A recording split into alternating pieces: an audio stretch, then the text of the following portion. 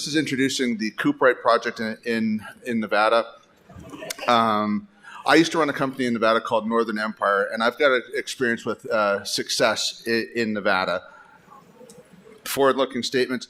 This is how I like to construct a company for the benefit of all shareholders. We've put in a backstop of value, which is what I inherited when I became CEO of this company. This is the Golden Triangle properties that we'll talk about later in there.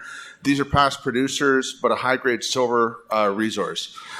I was hired as CEO in November of 2022, taking over from Sean Kuhn, who was getting busy with his company, Dolly Varden Silver.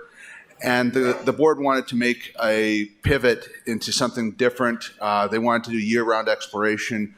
And the board has experience with me. There's a gentleman called Adrian Fleming, who some of you may know from the underworld days. Adrian and I did Empire together, and Adrian recruited me to come over and take over Strikpoint. And we put in the third pillar of value for the company, which is the exploration upside. This is the Cooperite project that we're going to be focusing on in 2024 in Nevada. This is stolen from Joe Mazumdar's. Know where you are in the cycle. That's where, or the company. Know where you are on this curve. Strikepoint is where the red star is. We're at the early stage pre-discovery. I do like what we've got in the company. There's a lot of good indications that we're onto a discovery in Nevada, which is a premium jurisdiction. It's probably the tier 1 jurisdiction. I'm Nevada experienced, so that's my bias. But it's a jurisdiction that produces about 80% of the gold of the United States. And any mining company that is worth its salt has got an asset or an activity in Nevada. Everybody is comfortable in Nevada.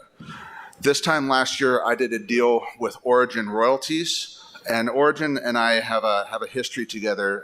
Patty Nichols, Bob Singh, and I were together at Red Star back in the Red Lake camp pre-Great Bear.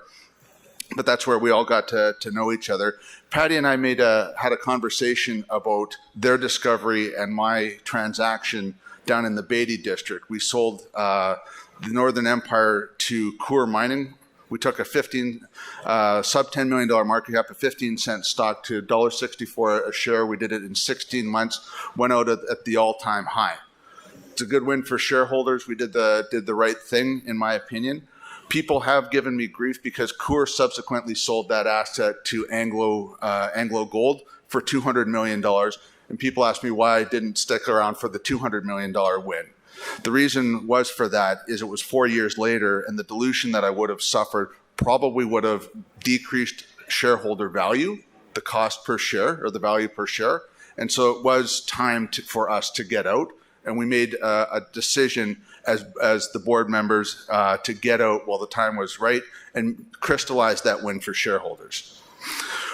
Patty and I did this deal. It's a very similar story to Silicon, which is an oddity in Nevada. Nevada is perceived as a mature camp, but you still can make significant discoveries.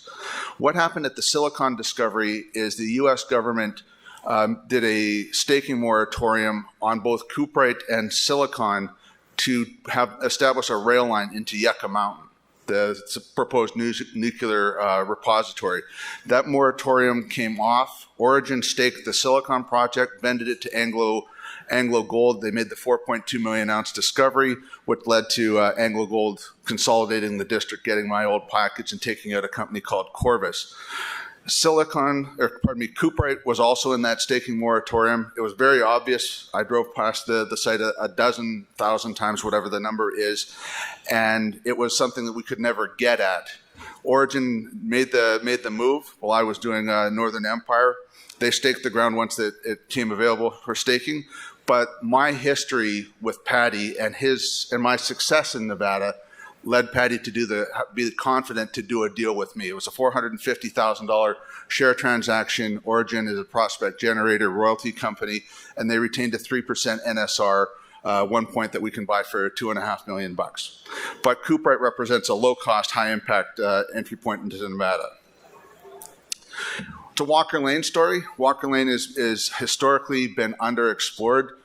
Pierre Lassonde in his heyday back in the day said there's nothing big in the Walker Lane. Castle Mountain's 10 million ounce resource in the California side probably disproves that. And if you add up everything that AngloGold has consolidated around Beatty, they're somewhere on the way of 20 million ounces. Big companies are moving into the area now. AngloGold has obviously made the $600 million investment just in M&A, not including any drilling in the Beatty area.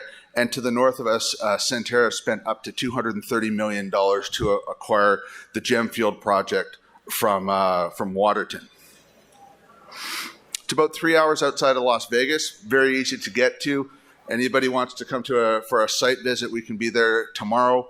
One of the things that I do like about Nevada is the effectiveness that your exploration dollars can go.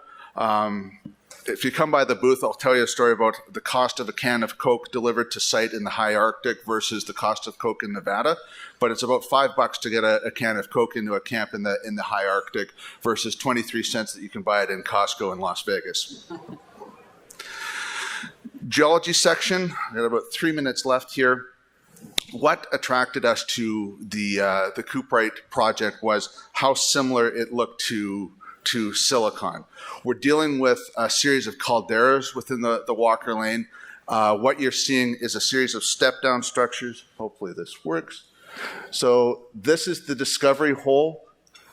They drilled 380 meters from surface, made the discoveries about 80 meters or 100 meters at 0.8 grams per ton at Silicon. It's a caldera stepping down. And what we've mapped out is the same sort of step-down structures, the same silica cap as they see. And we're going to be drilling from here into the target. Drilling starts February 26th is when we're expecting the rigs to be on site. RC drilling, 10 holes, 5,000 meter program. Very similar structural setting and alteration to what you see at Silicon. They hit it on hole number 2. We're hoping to have similar success. More on the caldera structures. The Walker Lane is riddled with these calderas, which is a very large volcano. Forgive me, I'm a geologist. Ancient formation. Whoops, back. You look for these ring structures. This is Google Earth. I love exploring in Nevada because you can do it from your desk. Another large ring structure here, and this is Gemfield.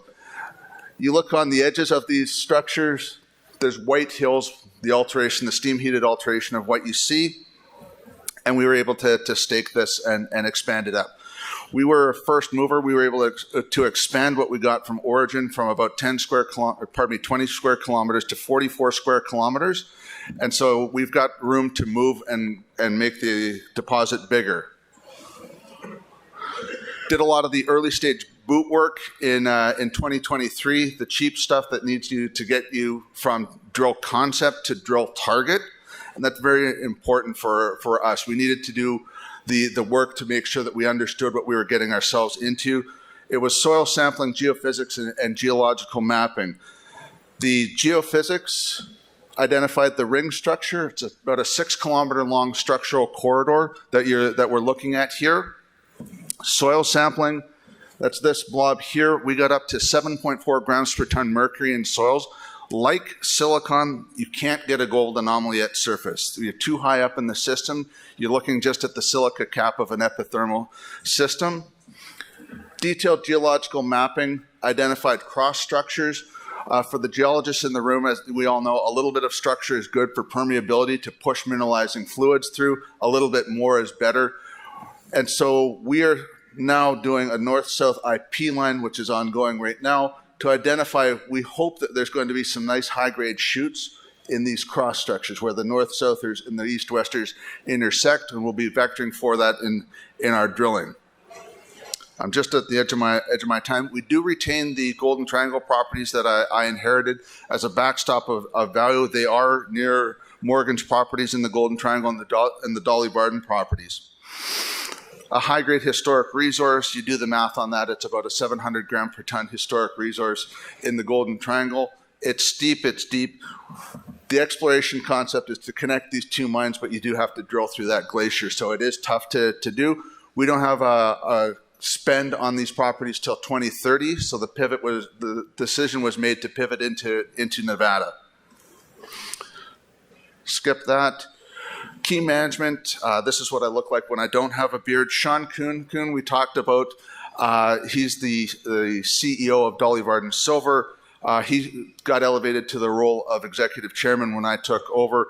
Adrian Fleming and I have been bumping into each other off and on for the past 20 years. We were at Hope Bay in the high Arctic back in the day. We were together at Northern Empire when we made the discovery and the transaction to Coeur Mining. He also did Underworld back in the day with Rob McLeod and that group. Other management, Knox Henderson is our IR person. He's here. Paulo Santos was former CFO of Calibre when they did the acquisition of the Pan Mine in Nevada. He also was controller for Newmarket when they did the sale to Kirkland Lake Gold. He was my CFO when we did Northern Empire. He was in the booth yesterday when I was stuck in Kelowna. And come by the booth. This is our share structure. Great. Thank you. All right.